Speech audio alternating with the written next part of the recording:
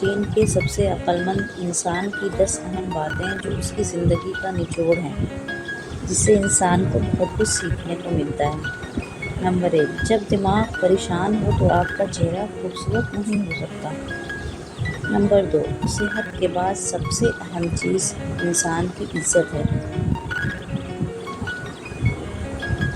Number 3، اگر عقل مند بننا چاہتے ہو تو آپ کو تکالیف سے گزرنا ہوگا۔ نمبر 4، اس چیز کو وہیں چھوڑ دینا بہتر ہے جو ذلت کا باعث بنے، جو آپ کی ذلت کا وجہ بنے۔ نمبر 5، جو انسان زندگی سے محبت اور نرمی کو نکال دے اسے کبھی بھی سکون نہیں مل سکتا۔ نمبر 6، ایک سمجھدار شخص اپنی مرضی کے بغیر کچھ نہیں کرتا۔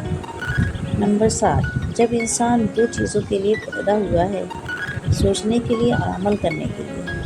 جب انسان غور و فکر کرتا ہے پھر عمل کرتا ہے، وہ عمل بہترین ہوتا ہے۔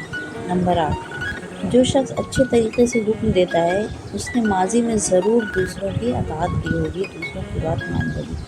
ایک شریف انسان کے لیے شرم کی بات ہے کہ اس کے الفاظ اس کے اعمال سے زیادہ ہوں، یعنی بولتا زیادہ اور کرتا کم ہو۔ جو آدمی چھوٹی چھوٹی مصیبتوں کو برداشت نہیں کر سکتا وہ کبھی بھی بڑے کام نہیں کر سکتا۔ آپ فطرت کے مطابق زندگی گزاریں گے تو کبھی غریب نہیں ہوں گے، لیکن اگر دنیا کے اصولوں کے مطابق گزاریں گے تو آپ کبھی امیر نہیں ہو سکتے۔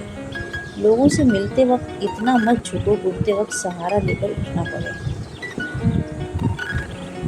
جنگ کے بعد 2 چیزیں باقی رہ جاتی ہیں، دشمن کی باتیں اور دوستوں کی خاموشی۔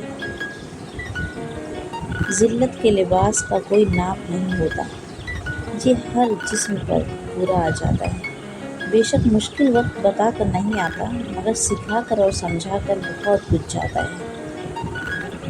عقل مند وہ نہیں جسے صرف اچھائی اور برائی کی پہچان ہے، بلکہ اصل عقل مند وہ ہے جو اچھائی کی پیروی کرے اور برائی سے پرہیز کرے، یعنی برائی سے بچے اور اچھے کام کرے۔ اس تصویر میں ایک پنسل جاذبیت کے لحاظ سے باقی سب پر فوقیت رکھنے والی، بہترین تراشی ہوئی، تیز اور نوکیلی، دوسروں سے لمبی اور جاذبیت میں کمال، مگر سچ یہ ہے کہ اس نے کوئی کام نہیں کیا ہوا ہے، نہ کوئی بات کی ہے، نہ ہی کوئی ایک حرف لکھا ہے۔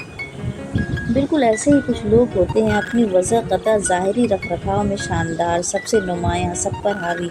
خیال رکھیے گا کہ کہیں ان کا ظاہری رکھ رکھاؤ آپ کو کسی دھوکے میں